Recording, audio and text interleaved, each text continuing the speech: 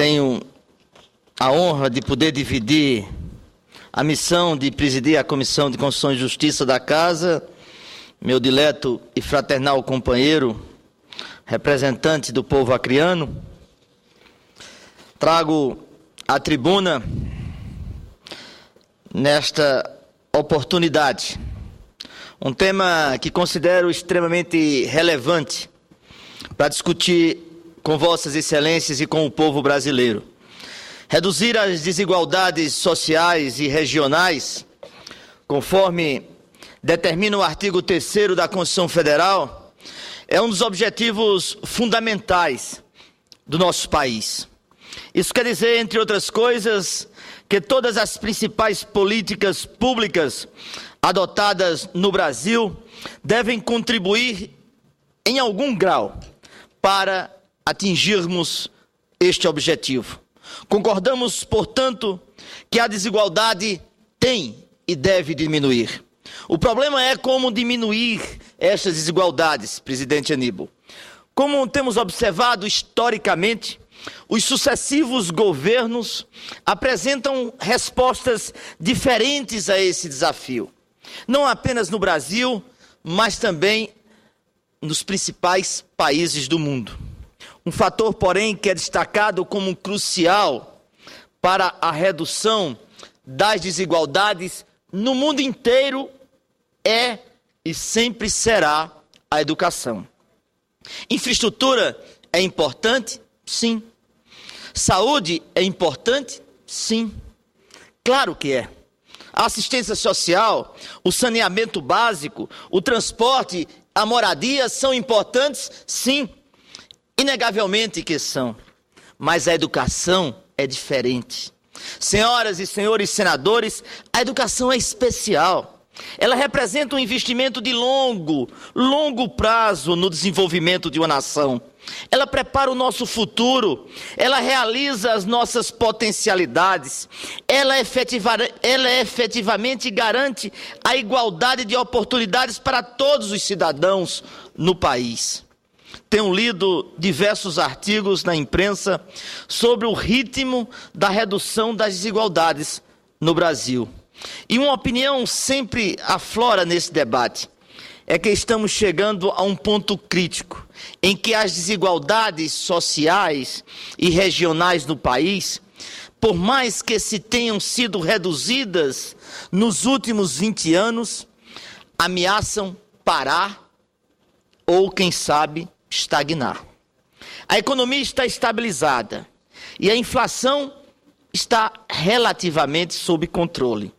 Os programas de transferência de renda já atingiram impactos maiores, retirando milhões de brasileiros da miséria e aumentando consideravelmente a nossa classe média. E isso devemos, sobretudo, aos últimos governos do Partido dos Trabalhadores e de toda a aliança nele convergente, com o nosso apoio, com o apoio do PMDB, presidente Sérgio Souza, que trouxe, a partir do governo Lula, consolidando cada vez mais com a presidente Dilma, milhões e milhões de brasileiros atingiram novos patamares de acesso aos bens de consumo.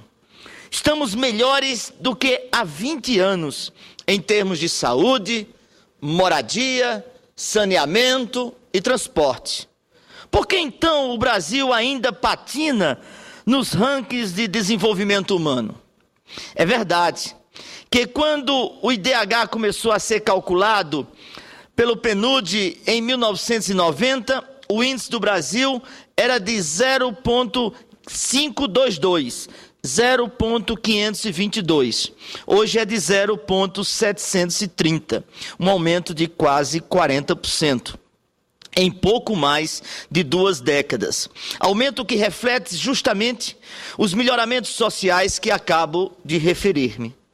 Portanto, nos anos mais recentes, o Brasil estacionou. O IDH deste ano é praticamente o mesmo do ano passado. Quero repetir. O IDH deste ano é praticamente o mesmo do ano passado. E ocupamos também a mesma posição, o modesto 85º lugar entre os 187 países.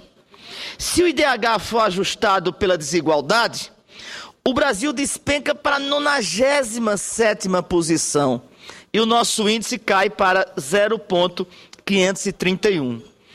A desigualdade nos custa, portanto, quase 30% do nosso IDH.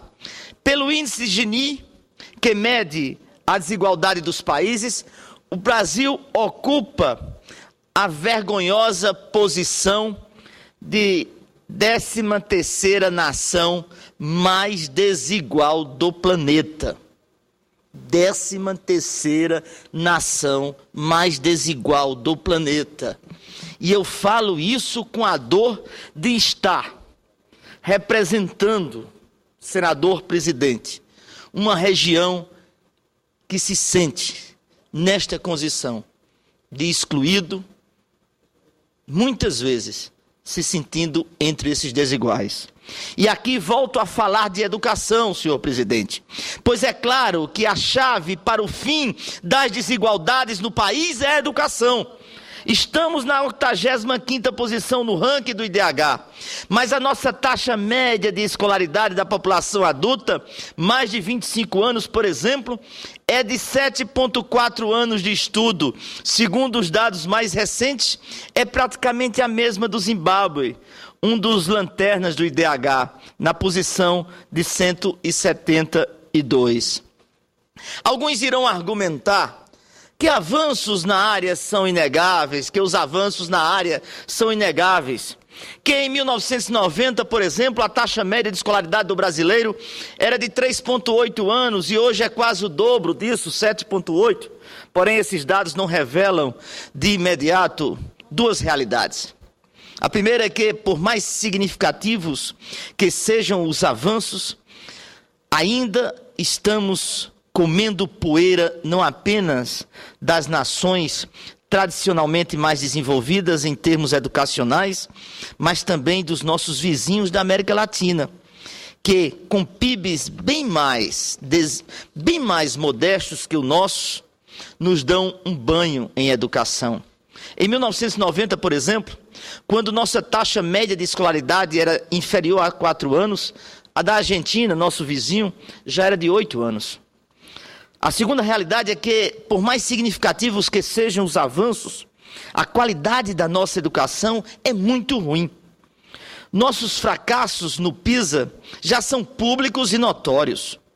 Nossa prova de âmbito internacional, aplicada em mais de 60 países a cada 3 anos pela Organização para a Cooperação e o Desenvolvimento Econômico, OCDE, o Brasil ocupa algumas das piores posições, 49º lugar, nas provas de leitura e ciências e 53º na prova de matemática.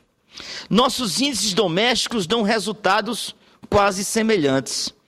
Segundo o mais recente relatório do movimento Todos pela Educação, divulgado há menos de um mês, 90% dos alunos do 3º ano do ensino médio no Brasil têm desempenho inadequado em matemática. Se isolarmos apenas os alunos da rede pública, a situação piora ainda mais. Apenas 1 em cada 20 alunos tem conhecimentos adequados nesta disciplina que é essencial. No ensino fundamental, a situação é menos pior, mas ainda assim lamentável. Apenas 16,9% dos estudantes têm conhecimentos satisfatórios em matemática.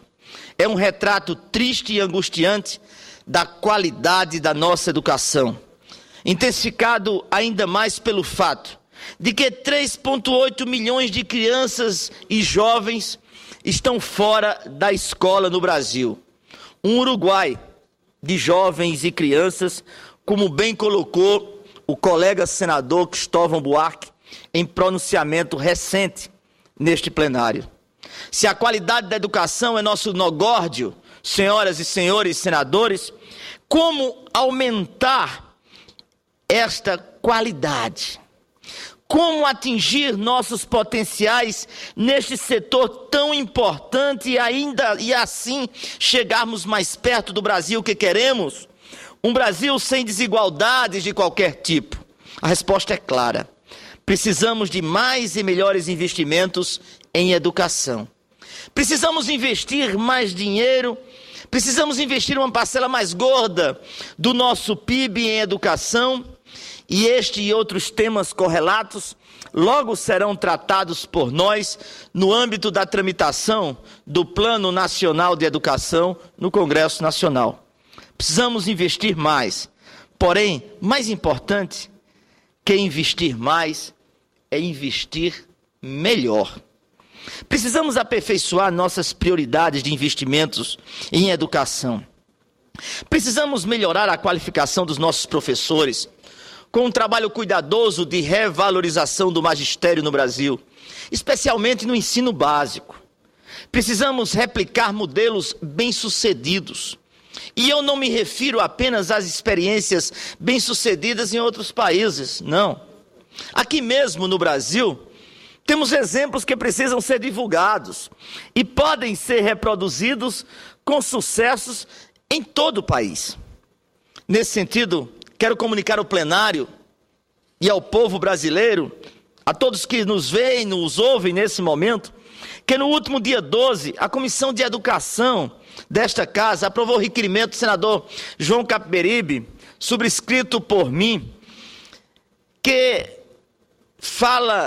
falava em realizar, e foi aprovado no início de maio próximo, uma audiência pública na qual ouviremos uma professora sertaneja, uma professora paraibana, uma humilde professora chamada Jonilda Alves Ferreira e 10 dos seus alunos.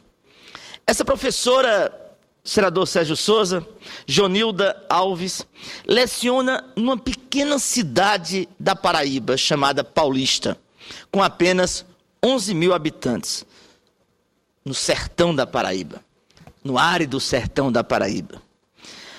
E por que devemos ouvir a professora Jonilda Alves numa audiência pública no Senado Federal?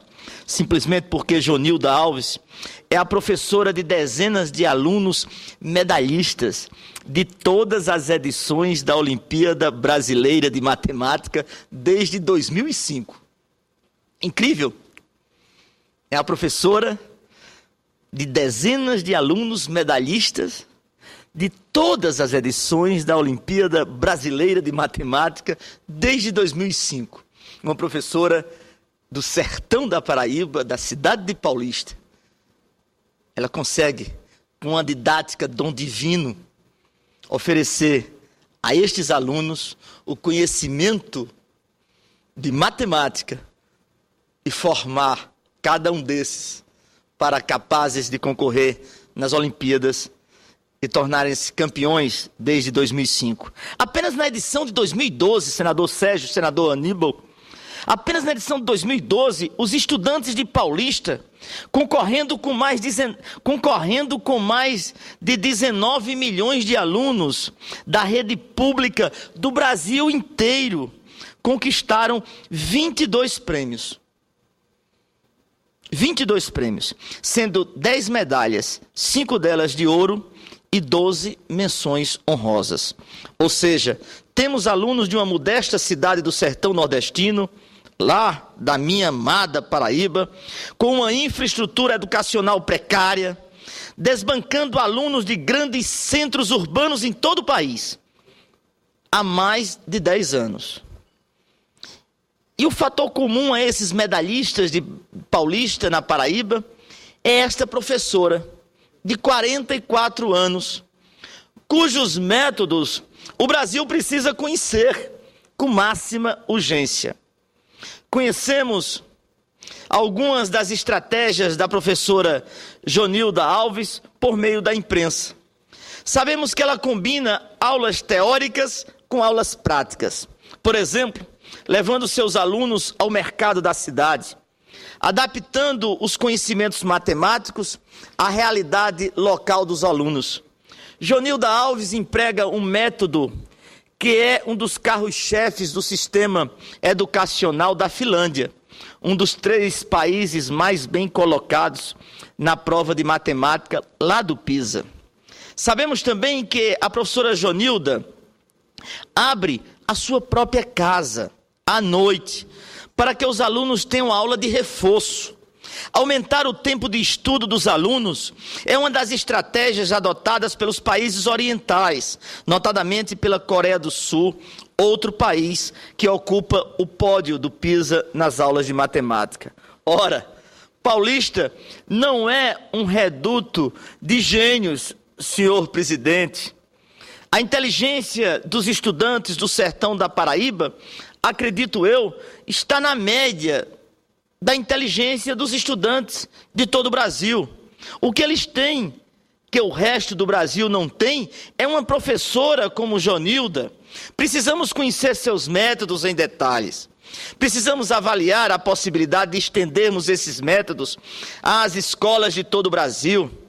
E lembremos também que Jonilda consegue esses resultados num estado que passa por péssimos momentos, num estado que tem um governo que não paga sequer o piso salarial aos seus professores, senador Aníbal, que não consulta o magistério nas negociações de reajuste e que tem como objetivo principal de governo apenas a eleição e não o bem-estar dos paraibanos. Esta situação adversa torna ainda mais a atitude da professora Jonilda mais heróica e mais exemplar. Precisamos de mais Jonildas neste país.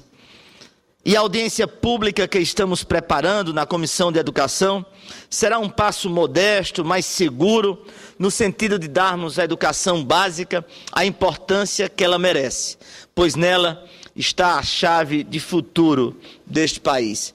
Que estas homenagens ao povo da Paraíba, à professora, aos seus alunos campeões, à educação no Brasil, a esse estudo que fizemos sobre o crescer e o novo alvorecer para um país que se forma a cada dia e que precisa valorizar a educação, seja o nosso grito de alerta na tarde e noite de hoje. Muito obrigado a todos.